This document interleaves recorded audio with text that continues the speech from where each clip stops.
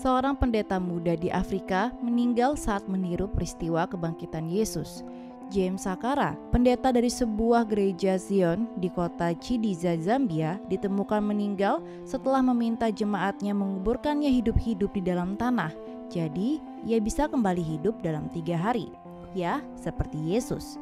Peristiwa ini telah dikonfirmasi oleh pendeta Luxin Firi kepada stasiun TV Zambia, Diamond TV, yang mengunjungi lokasi tragedi dan mewawancarai sumber terkait peristiwa itu.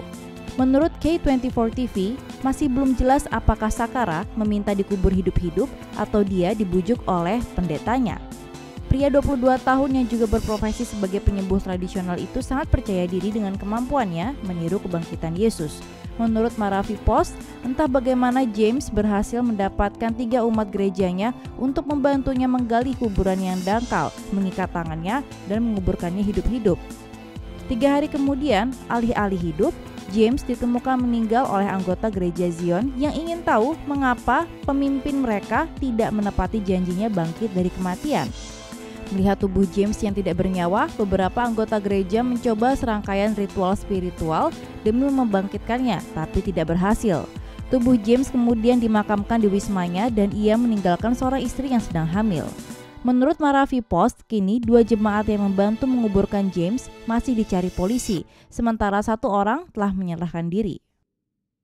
Seorang pemuda dilaporkan hampir mati saat menjalani puasa 40 hari dan malam dengan harapan supaya Tuhan memberikannya sebuah Lamborghini. Oke.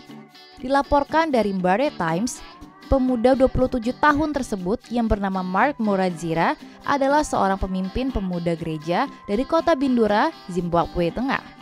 Alasan Mark menjalani puasa ekstrim tersebut karena kekasihnya suka dengan mobil Lamborghini dan mengatakan bahwa mobil itu adalah mobil impiannya. Ia pun ingin mendapatkannya demi sang pacar. Tapi Mark tidak mampu membelinya dan yang lebih kocaknya lagi, ia pengangguran. Jadi Mark berpikir, dengan ia berpuasa, mungkin Tuhan bisa membantunya untuk mendapatkan sebuah Lambo.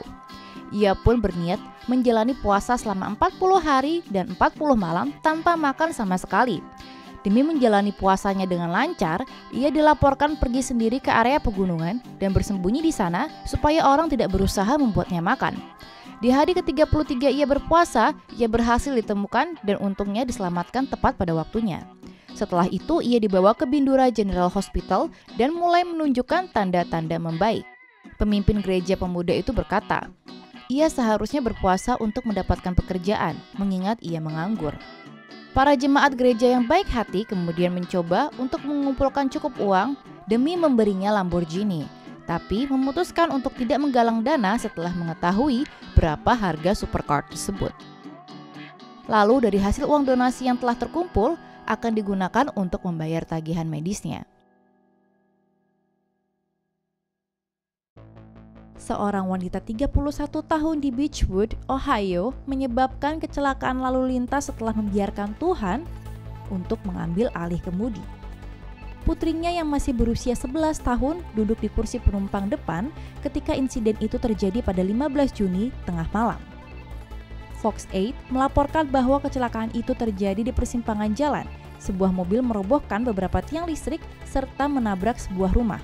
Menurut laporan polisi, ketika petugas datang ke TKP, mereka dihampiri oleh seorang wanita yang mengaku bahwa ialah yang mengendarai mobil tersebut.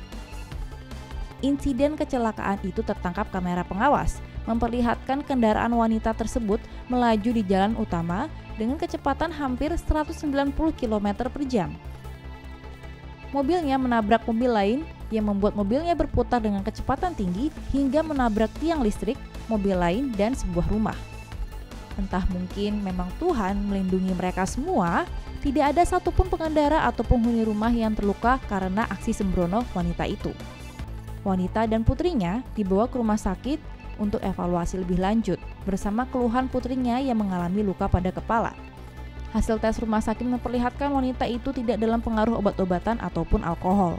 Kepada petugas, wanita itu mengaku bahwa ia dengan sengaja berkendara dengan kecepatan berbahaya dan menerobos lampu merah untuk menguji keimanannya kepada Tuhan. Ia memberitahu polisi bahwa ia mengalami beberapa cobaan dan baru saja dipecat dari pekerjaannya. Wanita itu berkata bahwa ia melepaskan dan membiarkan Tuhan mengambil alih kemudi, menurut laporan polisi. Dia juga menambahkan bahwa ia yakin telah melakukan hal yang benar. Kini wanita itu menghadapi beberapa tuduhan, serangan kejahatan, membahayakan seorang anak, dan mengemudi di bawah suspensi.